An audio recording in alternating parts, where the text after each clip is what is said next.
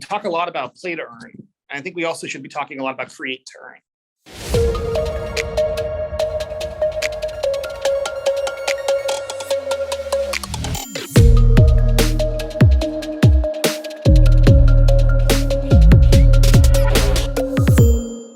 Hey everyone, welcome back to another episode of the Craft Podcast. We are doing round 2 today with Dan Felder because we couldn't cover everything in the first session. Dan is a game designer at Riot Games. And today we're going to talk about Web3 and games, which is obviously a very controversial, spicy, exciting topic. I also invited Jason Wang, who is a backend engineer who specializes in all sorts of stuff, data, databases, and he's worked at game companies like Riot, as well as other startups and bigger companies too. So welcome, Jason. All right, let's just dive into it. So if I could just really overly simplify, I want to take a look at, the history of some of the, stated benefits of combining Web3 and games. And I think the 2 buckets I want to explore today are everything associated with NFTs and then everything associated with decentralized databases. So let's start off with NFTs. Let's talk about Axie Infinity. That's one of the biggest examples given about Web3 games, despite the recent incident they've had about the $600 million being stolen. I haven't really gone deep into that, so I won't talk too much about that, but more about how the concept of play to earn emerged. And you sent me a good article from 2007 about wild gold farmers. Can you tell us a little bit about what happened with WoW back then and what you thought about that? Sure. So I think one of the main things is that, and just as a heads up, these are all my own opinions. They don't reflect my employer, standard disclaimer. But basically, when I started hearing a lot of the hype around NFTs, people who were thinking about them and diving into them for the first time were talking about digital goods and oh my God, for the first time ever, NFTs will allow people to sell in-game items to other players for money.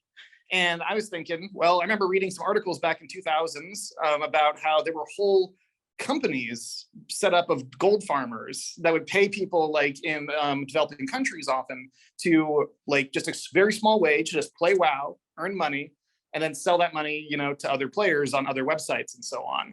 You could just go buy gold. It was a thing. And it's so common really that you can't even start a lot of apps that have any amount of trading without just the global chat just being filled with buy gold, go to website, get free gems, things like that. It's a very, very common thing because as long as a digital good has value to a person and they want to buy it, which we have to do, especially in any sort of free-to-play situation, because that's why you pay the developer for it, players will want to be able to trade it to each other. So Axie Infinity is basically saying, oh my God, we get to do this thing where you can collect items for real world value and you can play to earn it and people could sponsor you and try to get money off of what your earnings are, the way that people stake poker players, because this is also an old idea.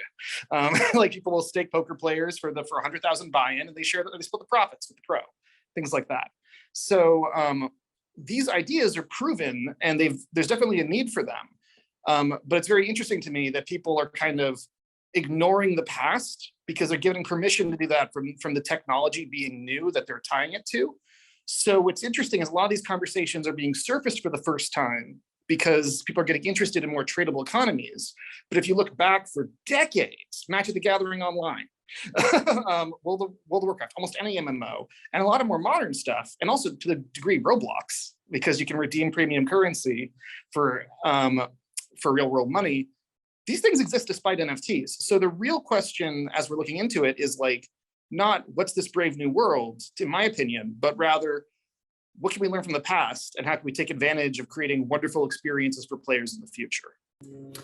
And, in their defense, I think, let's talk about investing, kind of like a separate topic, but kind of related or speculation.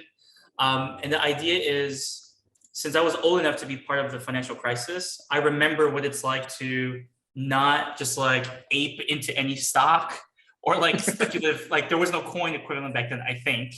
And I saw, like, especially since I was from New York, I saw people lose their jobs, in the financial services market or sector.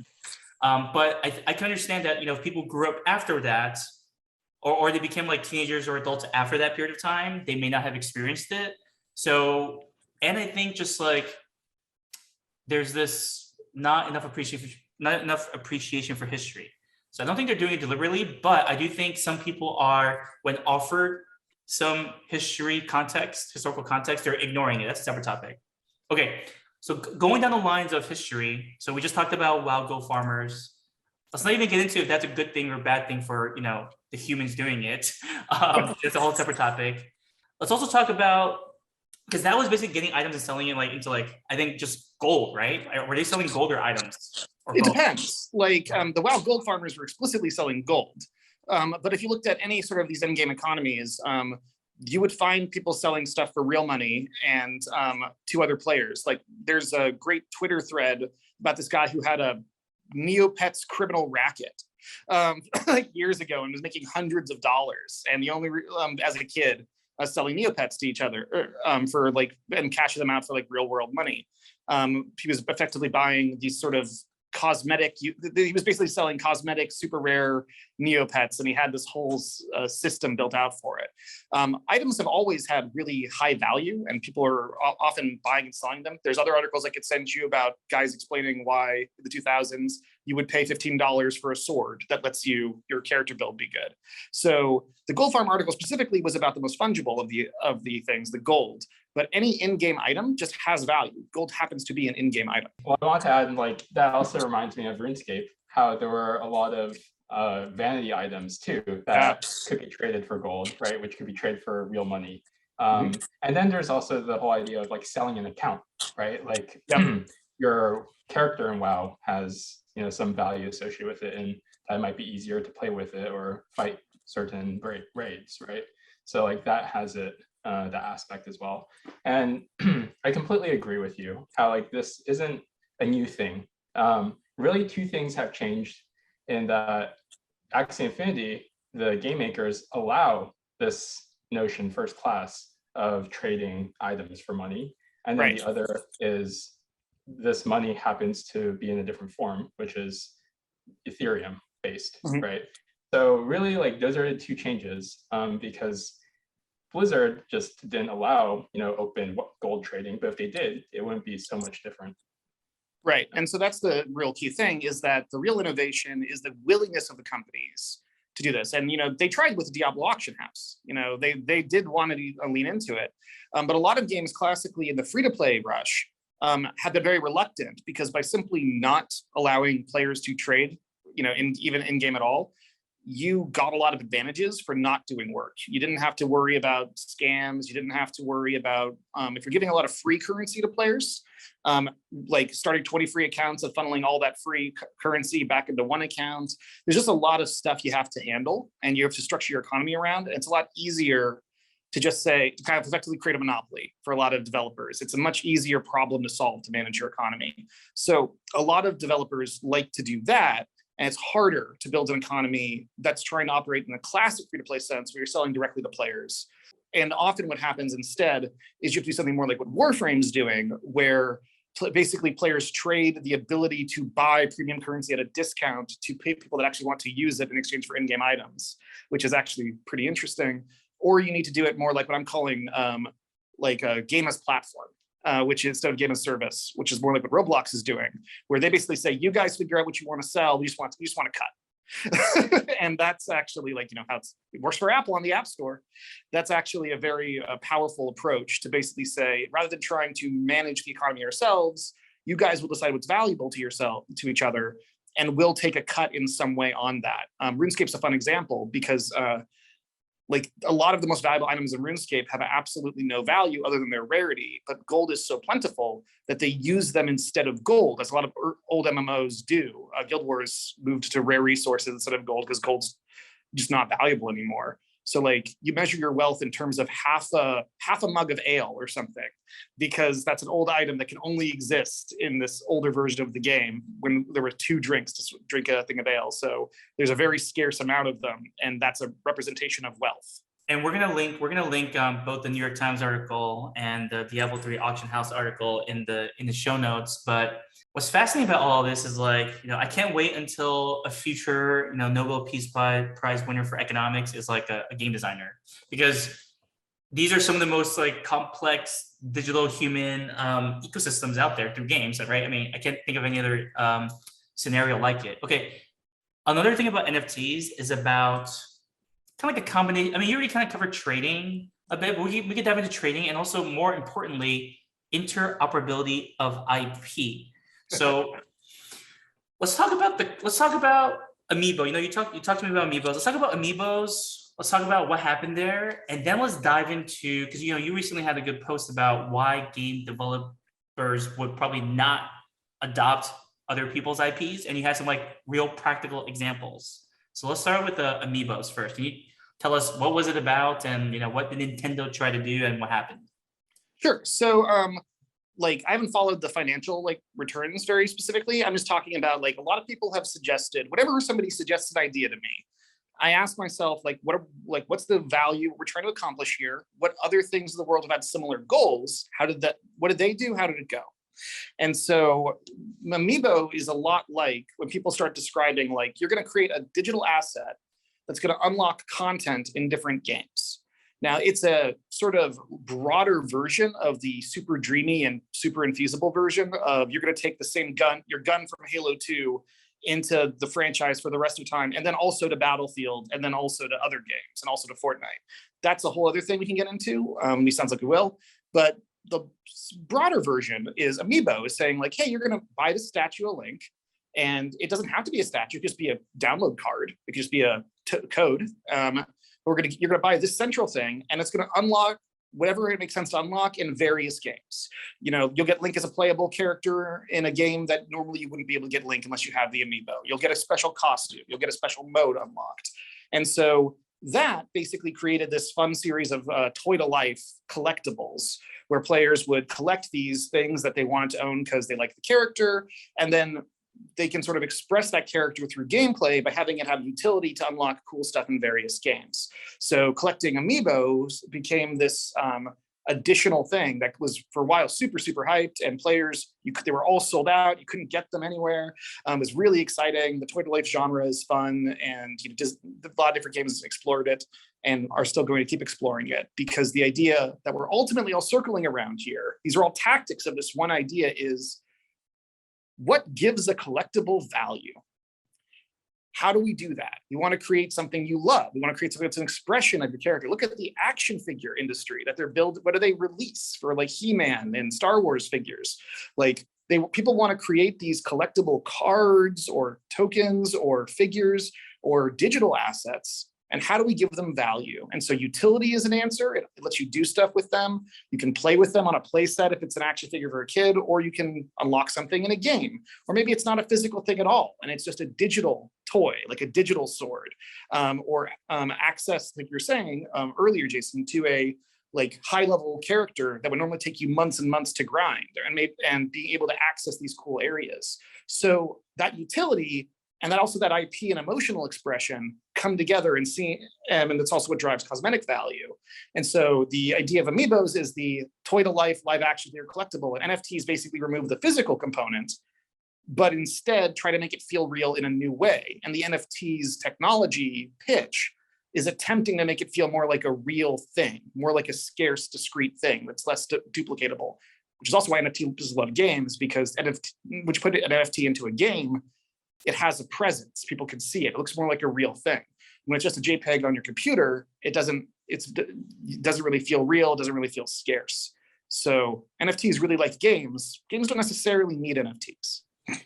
So, once again, it's been fun just digging into the past and reading articles about, what other people who have done this have talked about. So, the former Nintendo president said that they wanted Amiibos to deliver more interaction across games, but they didn't expect it to become a collectible. It wasn't their plan, but that aspect of it did really well. And I think, if anything, I guess the point I'm trying to get into is why did Amiibos fail? And it sounds like it failed because Nintendo couldn't make it work. It wasn't like a market or anything. People wanted to buy the Amiibos, not for the software purpose, but for the collectibles purpose, and then they just fail to deliver that experience, which doesn't mean that it could not work. It just means that that one example didn't work. Now, but what is interesting is the only reason Amiibos could have a chance to work is that it is all Nintendo IP. They could do whatever they want.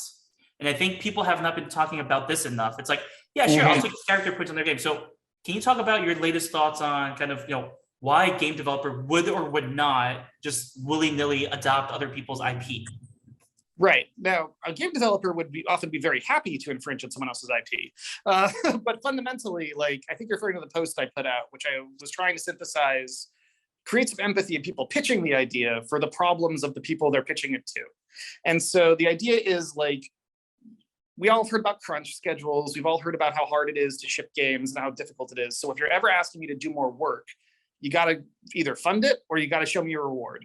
And so, like, I painted a picture of, which happens to everybody in a studio, so I think it's why it resonated, of you're getting closer to launch, you're cutting cool ideas, you're removing awesome costumes and characters already, and then your competitor walks in and says, hey, 3 years ago, I sold my players a digital item. I would like you to put it in your game too, and my players can bring that item into your game. This may be a really cool costume that makes all your costumes look worse by comparison. It might be a powerful item that I want you to replicate in your game, and now you have to either power creep past it, or, like, it's hard enough. Someone had this brilliant response to that post, which was, it's hard enough to manage your own economy without trying to also manage the economies of 20 other games. And also, it's worth noting, like, who's going to build that thing? I don't have time to build my own stuff that I want to build, much less pay to import that. So there are various possible solutions if you build directly for it, but those come with other restrictions, because as long as I have to recreate that asset within my game, that's really difficult. And then there's also these additional facts that if you've followed, and I know that you have, the difficulty of getting, like, Sonic into Super Smash Brothers, something that players wanted for a long, long time. The recent dust-ups of whether Spider-Man could be in the Marvel MCU or not, whether the line of movies was going to get killed because Sony and Marvel Studios couldn't come to an agreement. All these different IP fights of characters that are showing up in your various products from competitors, that's really, really hard. It takes a lot of time and effort to negotiate those all individually. So throwing your big IP into the world out there for anyone to put in their games and represent any way, it's just terrifying, especially because game studios are not often the originators of the IP. So let's say you're working with somebody who wrote, or, like, let's say you're working with the estate of, George Lucas, or or Disney for accessing to Star Wars, or maybe it's a classic fantasy series. Like, they will often say, all right, look, we want approval over how you present our characters. We don't want, we don't want Luke Skywalker to come to be presented as a crazed psychopath. We don't want, our characters from, like, the Teletubbies thing to be this just drunk, like a drunk, disparaging character that undermines the thing. There's all these approval processes that go through how you're presenting our brand. They really want to tightly control those relationships, because how you represent their brand changes the nature and value of their brand. So you're going to try to manage that across a wide open space where every developer is incorporating their assets and navigating all those approval processes. It's just a crazy legal framework. Like, you can build a new thing, but you can't adopt that old thing. So I think you're right. And I saw another one in the comments, which brought up a good point, which I want you to kind of get your opinion on, which is, I think this probably does, like, the concept of leveraging other people's IP in the scenario you've given doesn't make sense for, kind of like established AAA game developers like Riot and Blizzard. If Riot and Blizzard were to do something, they could, and then, it depends on the legal framework and whatever. I think the scenario they were trying to give is, what if you're like an indie developer and you're making a new game and you have no IP? And you're kind of, then the argument could be either the bigger IP owner might not care enough to even give it to you, but if they do, then it is theoretically possible. If they're like, hey, you know what, I'm a older IP, let's say Lord of the Rings as an example, right?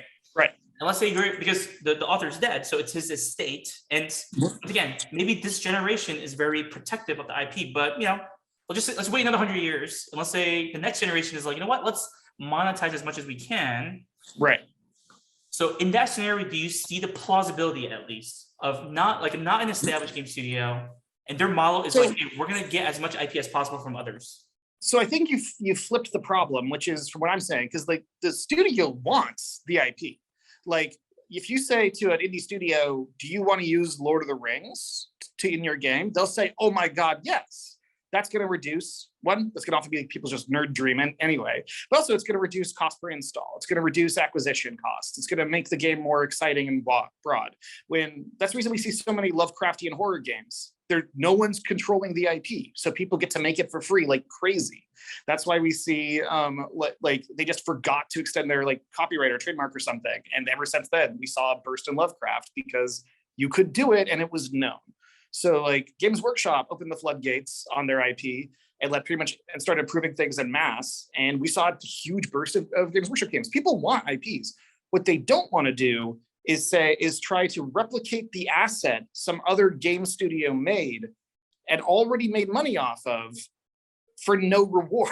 Like you have to basically say, hey, everybody wants to make a Halo game that they can sell to players. They don't want to have to remake your Halo game in their new game and sell not even sell the items.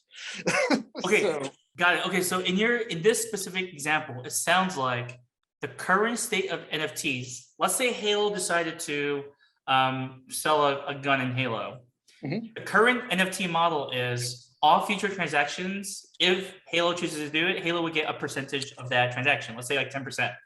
Right. So your argument is, why would someone else used to use it? Because the 10% is already like the value is already captured. But I still see some value though. I still see the value in the sense of, let's say you really are a first-time game developer, and let's say for some reason you're hoping that you have like better monetization loops or other things in the game that you can do. But just by having this Halo gun in particular is going to increase your chance of, I don't know, being more known or player awareness from like 5% to 6%. Right. So what you're describing is called promotion. Like people will like a lot of indie games do service swap promotions where they say, hey, if you are a player of this other game, we'll give you a free little token on our game. And that's basically what Amazon Prime is for games. They basically say, hey, you want like free to play games just throw stuff out people who have Amazon Prime games to try to get them to try out. Like, hey, do you want a free little chest in our game to get a free resource? Or do you want like a little cosmetic drop in our game? They give a very discreet, simple little attraction to say, do you want to come in our game for a little free thing? And hopefully they get more players interested in that direction. Games often run by the same studios do cross promotions all the time where they say, hey, if you've gotten this far in game 1, we'll give you a little cosmetic in game 2 or something like that. The problem is when you apply it to like not a limited use thing, but all the things. So basically, and also it costs me more to add it. I'm not saying if you have this other game, I'll give you a thing I already made that's preferably consumable so that you want to get more of it. They're saying like, I have to now spend all my assets and resources to rebuild all your stuff in my game, even if it doesn't necessarily fit. So a better example would be something like if you imagine instead of thinking about individual items, which is actually harder than what I'm about to suggest, because you have to build them probably, or find a way to port them and get your technology completely standardized and have to still QA everything against each other. But like, imagine this easier scenario that I still think doesn't make any sense business-wise. Imagine if all the money you spent in Fortnite, for every $1 you spent in Fortnite, I had to give you $1 premium currency in my game for free. And that applies to all the other major games out there. That's not much incentive for a developer to release a new game and say, if this guy spent $2,000 in Fortnite, for free, I have to give him $2,000 of free premium currency in my game because he spent $2,000 3 years ago in this other game.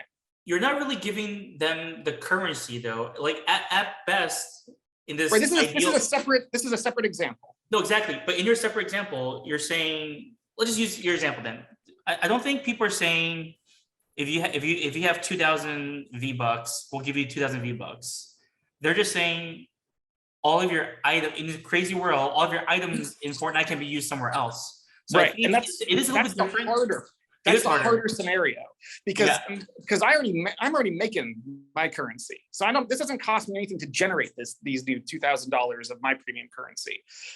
All I'm dealing with is the fact that I am now giving you a lot of free stuff up front in my game because you already bought something in some other game. Got it. So basically, I'm making this easier because now if you're saying I've got to give you free items and I have to make all those items and still make them useful, now instead of just I'm losing sales, I'm now losing sales and increasing costs. And time. Yeah, no, that makes sense. Okay. Yeah. And once again, I think your point about promotion is that, once again, you could do this via NFTs, but you could also do this because it's being done today already without NFTs. Like one game studio can make something, and then each activation or joint effort, they could monetize or do whatever they want with it as a specific purpose. Yeah, so that's the thing is like, if you like this idea, go for it, but don't assume that it's never been done before and learn from the past, learn how to do it well. NFTs might be a better way to do it. I'm not a technical expert in that regard, but I get suspicious of people that say it was impossible before because I've experienced it. One thing I actually have for you, Jason, I have a question is, because this is something I often describe to people and I want to make sure that I'm describing it correctly. I'm not sure I am, which is that ultimately, NFTs are a way to generate a unique link or string, and then a game still has to care about that link or string, which from a game's perspective is not that different than generating a unique download code. Yeah, and then, I think that's absolutely correct. Really, an NFT is a wrapper. It's a pointer to some asset that's ultimately created off-chain by some governing entity, whether it's the Modern Museum of Art in New York City that has the physical piece of art in possession, and they happen to take a picture of it, and it's socially agreed upon that they are an authority, right? Or a game like World of Warcraft and Blizzard saying like, these game assets are the original game assets. We have published them as NFTs. So if you believe in our value, then you will believe in the value of these NFTs, which are just proxies, right? And I kind of want to dive into like, what value does NFT like provide, and how is this overlay on top of everything that already exists like useful at all? And really, I'll distill it down to one, it provides a tamper-proof medium to prove ownership of a thing, and two, it's just an arbitrarily interesting medium, right? Like people are just interested technologically wise that there's some asset that's manifested on this global distributed computer of the Ethereum blockchain, right? But that's just so arbitrary. And to break down the tamper-proof point, really that you could think of, there's the traceable aspect and there's the immutable aspect. So traceable is there's like this paper trail, right? Like this item was created by a game studio, and now this game studio has transferred it over to user number one. User number two has traded over to user number one has traded over to user number two for some amount of money. So like there's this paper trail of history. And the immutable aspect is kind of interesting because normally when we think about history in real life, well, history is immutable. You can't change anything about it. But the thing when it comes to tech and like statefulness that's hosted inside of some game server or inside of some companies or private organization servers is it is very mutable. They could pull the rug. They could change things in the blink of an eye. So this notion of immutability is kind of taken for granted in reality, but it's something that has to be consciously built in the tech world.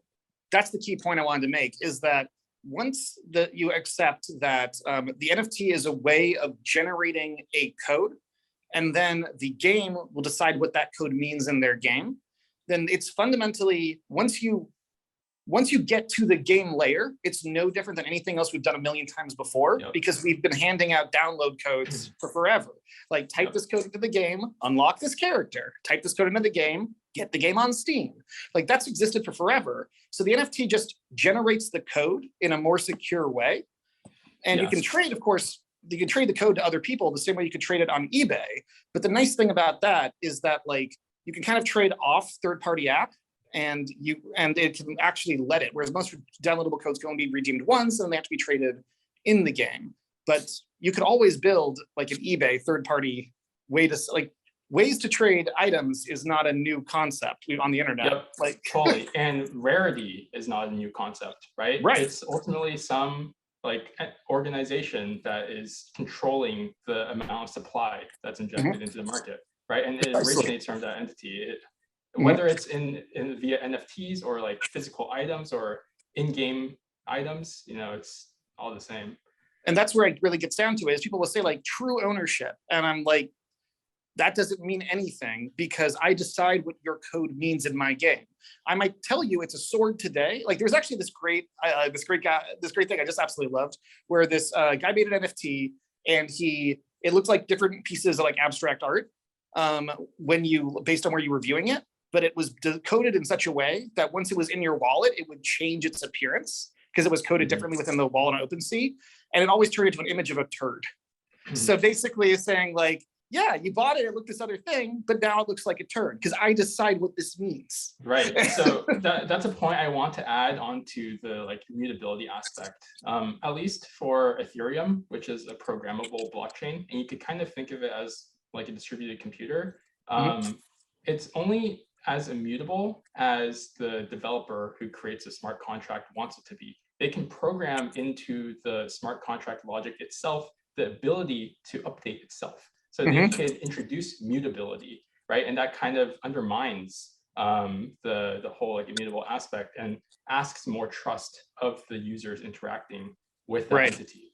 So yeah, even there's a loophole. I have a follow-up question because I want that because this was the second topic we're going to cover, which is the other like the decentralized database aspects of blockchains and the value for games. So taking the analogy you guys just discussed, which is generating a code or a token, and then what happens when this meets the quote unquote the game layer.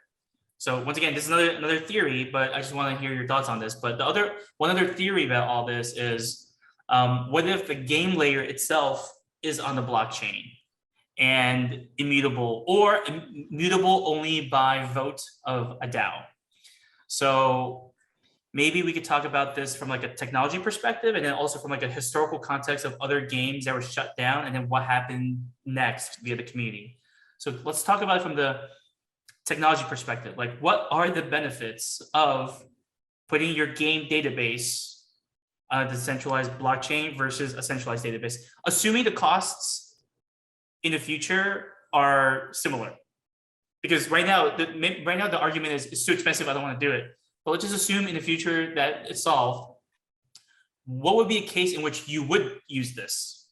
You would use a blockchain for database?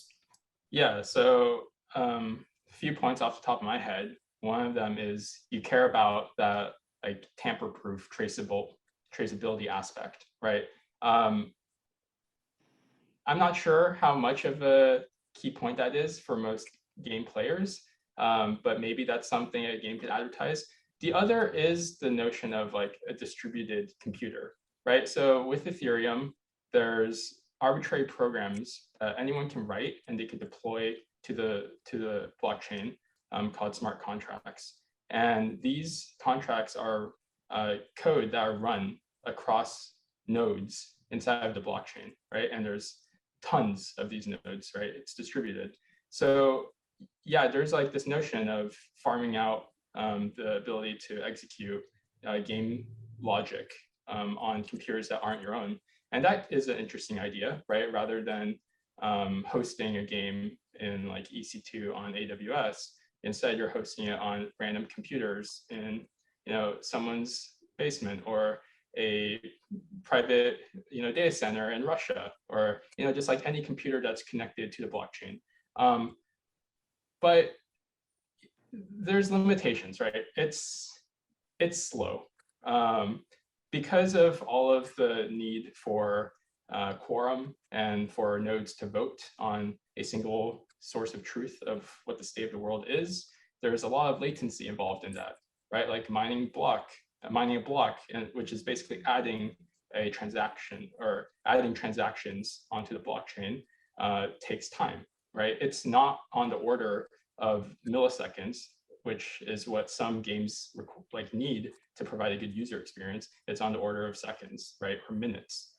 So there's that kind of like user experience limitation for why one wouldn't really like consider blockchain first as like a game engine as a viable option. Okay, no, that's a great example. I guess the only other follow-up before we turn over to community examples is, I feel like a lot of examples provided in Web3 are like the extreme examples. So I want to just hear your thoughts on this. So the extreme example is a community loves a game. It is potentially actually thriving, but the game developer is crazy, malicious, or whatever, and they decide to just they want to shut everything down, but they can't if the game layer is on the blockchain. Let me actually change that example just a little bit, because it's very close to a very realistic example. So let's say a game is thriving, a community loves it. Maybe the community is not large enough for the developer's ambitions. Or maybe maybe they're a giant company and they don't want to see anything that's not a top 3 game in its genre or something like that. Might be a top 10 game, but that company might want to shift the resources elsewhere. Or maybe, for example, players love it, but the monetization layer is just not making any money. Like maybe they made a game that they wanted to sell only cosmetics. They didn't make great cosmetics. Gameplay is still great. So there's lots of players that love it, but the developer has decided that they can't make money off of it. So it doesn't make sense to keep running. So that happens. That's very easy to happen. So it's not a very crazy situation where a good chunk of players might love the game, but it doesn't seem to make economic sense to continue supporting the servers. So I have a lot of empathy for players that engage with that. So actually that's a more realistic example. So in that example, I want to hear about maybe from you first, Dan, about give us an example of this happening and what happened. And then Jason, I want you to comment on what you think about that example and how blockchain could help it, or it would just do the same thing. Yeah, sure. There's tons of examples. The game Gigantic was a super creative game, really innovative, great art style, sort of like a super genre hybrid between MOBAs and other elements and third person and like team battlers. And it was just really cool. But fundamentally, like, was just costing too much to keep running, and the studio couldn't like keep going. And so it got like shut down, put into less than maintenance mode, and the community's been trying to sort of replicate it and keep it going. There's lots of games. There was a mobile game. I always forget the name of it. Probably not a great sign, but it was this huge, it was actually a surprisingly large mobile MOBA game that was supposed to be doing like real esports, went super wide, super cosmetic driven, was not able to hit the threshold, and eventually kind of got retired. There's endless numbers of games that fit into this. In fact, almost every game event that's online service eventually finds this fate, because players are expected to eventually play other games, and thank God that they do, because we want to make other games. So eventually the player numbers drop so low that it doesn't really make sense to continue building the servers, and the community wants to know what they can do about it. We even see this in board games. Like the game Star Wars Epic Duels is a board game that's really fun, really good. It was released many years ago, costs like, it was discontinued. Card game Netrunner, the same thing. Wizards of the Coast didn't want to keep funding a competitor. And the communities have they're releasing their own new sets of cards and decks and rebalances for decades now in the case of Epic Duels, and the same thing with Netrunner since it was canceled. So there's always a hunger when an organized play network or content dies and you have the fan base to keep it going. And I would love to find more ways to turn that over to the community so that they can manage it. The thing is, many developers don't want to do that because just from a legal perspective, they just don't want to give control over assets that they've built to a community for something that they're probably not going to even make much money off of. And so the safer legal attitude tends to often be, let's just kill it, and then maybe we'll make a new game with this later or license it to somebody. Or occasionally, there are a type of company that specializes in running live service games and figuring out ways to make money off of small player bases or scaling up in a strong way. And they often buy games that their studios don't want to run anymore, and then they take over running them. We see that a lot. It's a whole industry. Okay, so in that example, Jason, let's say Gigantic. Actually, I think I visited their studio before it shut down for a different purpose. They were thinking about how to get into esports. So Jason, Gigantic is a game. In our Web 2 world, what are our options that the community has? In the Web 3 world, what are options the community has? Yeah. So Web 2 world, Dan covered two of the biggest ones. One, community run, right? Like if the game server is open source or someone has spent painstaking amount of hours and days reverse engineering the game client and the game server, they've rebuilt it, right? Like Ultima Online, for example, has a huge following. That's one way of extending the lifetime of a game. Now, game state is an interesting point because that game state was probably held by the original developers. And unless they exported that as like a database snapshot that could be restored into whatever the community supported edition is, then that is kind of lost, right? And then the other, like Dan said, is maybe a more formal professional organization that runs these game servers as a business, right? So in the Web3 world, there's an interesting point of instead of a central organization, it's a bigger like decentralized organization, but really decentralization is just a really big centralization, right? Like let's say that a central authority that is like a professional business that's running these game servers has 100 servers. Well, now we're just expanding the fleet to millions of servers that are Ethereum nodes that comprise the blockchain, right? So all we're doing is expanding the fabric of running the game, which could be really valuable, right? And gives more confidence to players that the plug won't just be pulled on the game, and also that the data will be there for perpetuity, right? So yeah, I would say like when taking games that could be discontinued and forcing them onto the blockchain, the player base could get that kind of guarantee that if the game were coded in such a way that the original creator can't renege and like pull the plug, then yeah, the game would exist forever for as long as this large decentralized network lives, right? So you're kind of staking the longevity of the game on a bigger entity, and that's really what the transition would be from like small community run to big network run. And I think one of the also interesting points about, as we talk about ways to make things awesome for players, one of the things I think is really interesting as a bit of a side point is we talk a lot about play to earn.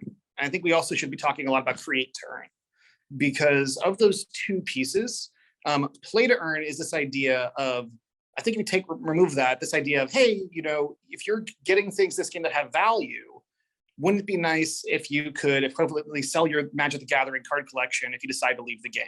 And that actually is great if you can deal with all the problems of that, which they do exist. That's actually great for a player community to some degree.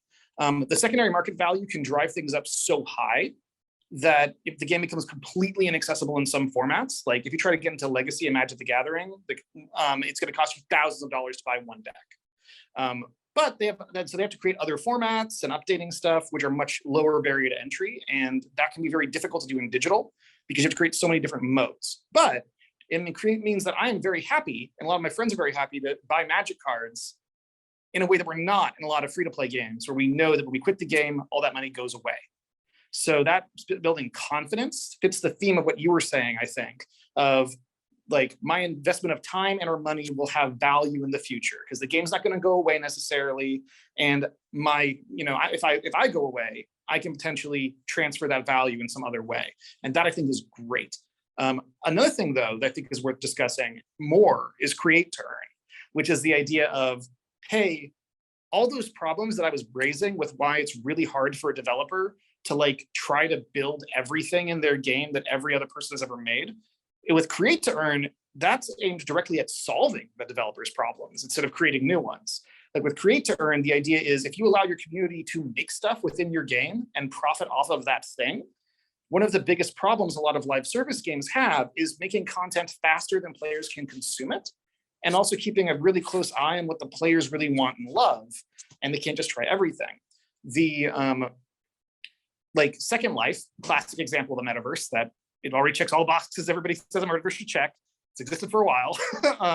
They had whole people making side careers. And there's lots of articles about it of like, I'm a fashion designer in the digital world, and I make money selling my costumes for other people to wear, their designs. And if you allow players to do that, and that's what Roblox has been doing, to allow people to create their own mini games, and if they catch fire, they can make real money at it. People are turning their little hobbies into game studios, like real game studios that just make Roblox games. They become a multi-billion-dollar game doing that.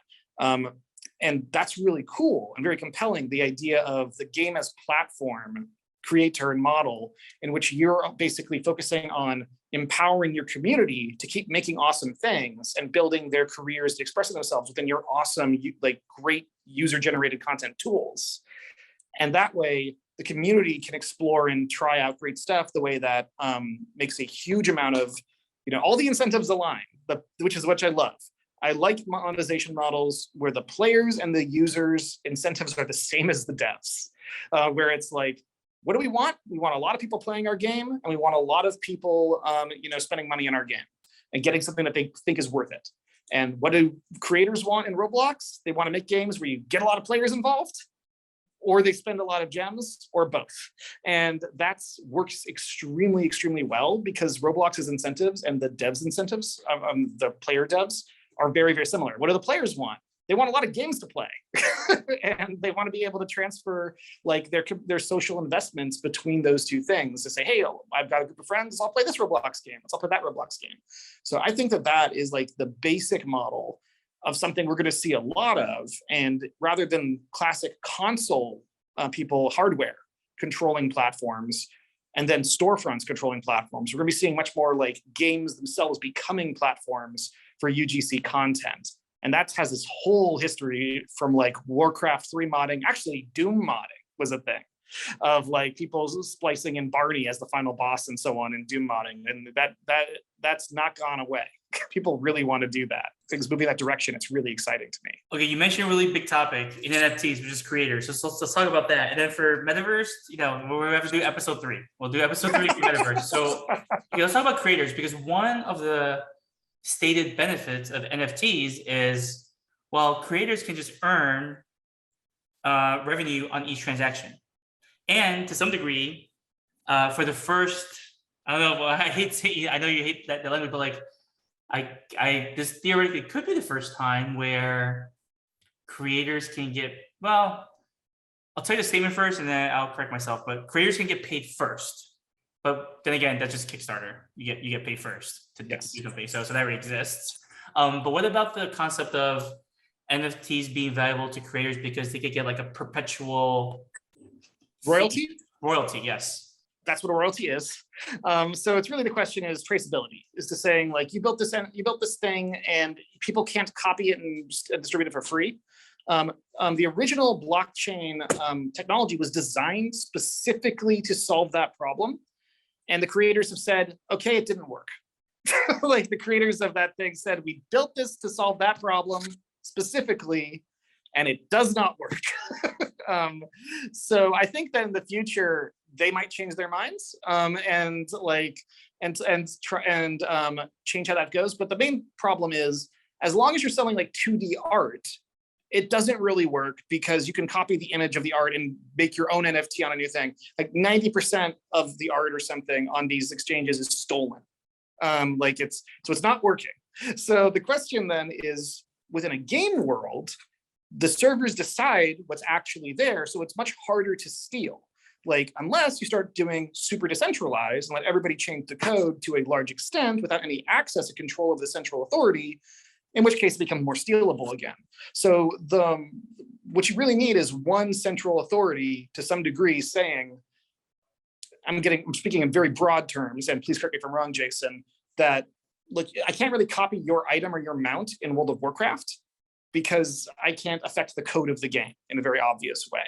So on the other hand, if we're just trying to track item history of who's traded to what, that also has already existed before NFTs. Like, as long as we're, I can check the selling history of an account on eBay Like this is just keeping a record of the transactions. That's what's called a ledger.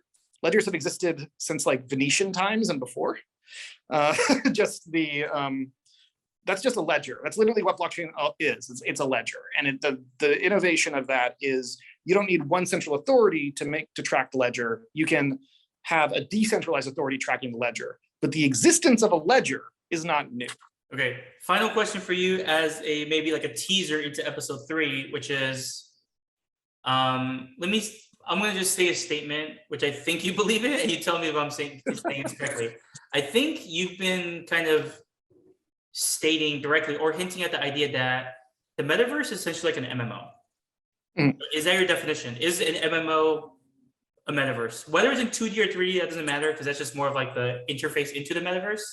But is a metaverse basically an MMO? The way that I have heard people describe a metaverse, it tends to exist on a spectrum of one of two things. Either a metaverse is a MMO that people who are not classic gamers will play. That's one version of a metaverse, because they always describe it as a virtual like environment where you express yourself through an avatar and you can interact with people in this metaverse, and it's cross-platform. It's like, yeah, okay, that's an MMO. The difference is that World of Warcraft was originally predicted it would become this, and it hasn't. Like, people have been predicting that more games will be built within World of Warcraft, the way that they have pet battles and other MMO, other like mini games. People were expecting World of Warcraft would grow into metaverse decades ago, and it really hasn't for a lot of reasons. Because honestly, like, that's not a sane prediction. It's easier to build special purpose software than to cram everything into a larger umbrella.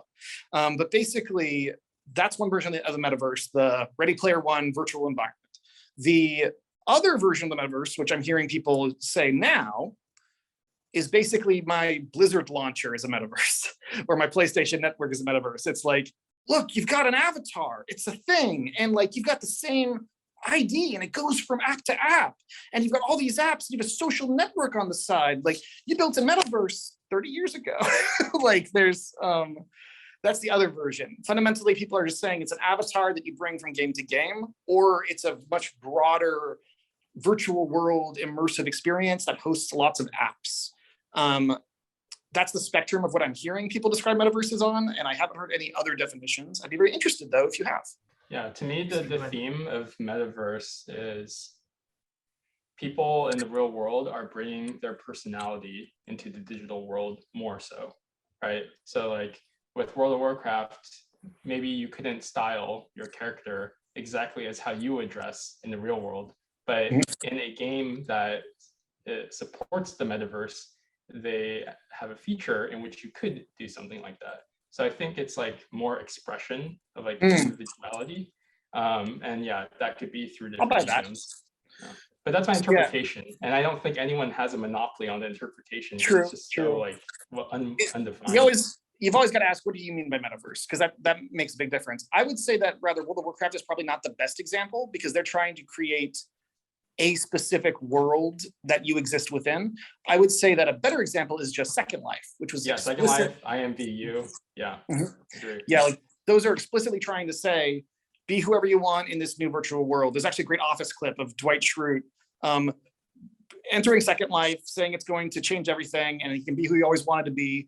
And he recreates himself working in an office paper factory because he already loves who he is, and now he gets to play his office paper job at home as well. Which I think is very wholesome. That's emotionally healthy. That is hilarious. And I think avatars could be a whole episode in itself. So we'll probably cover that in episode 3. But just in terms of news, Roblox, they just announced 6 layers of clothing. And it's just, interesting / funny in a good way that, these are considered like investor worthy announcements now. Like, we've pioneered the technology of 6 layers of clothing. Thanks guys. This is a big episode, a lot to digest. So thanks again for coming, Dan and Jason.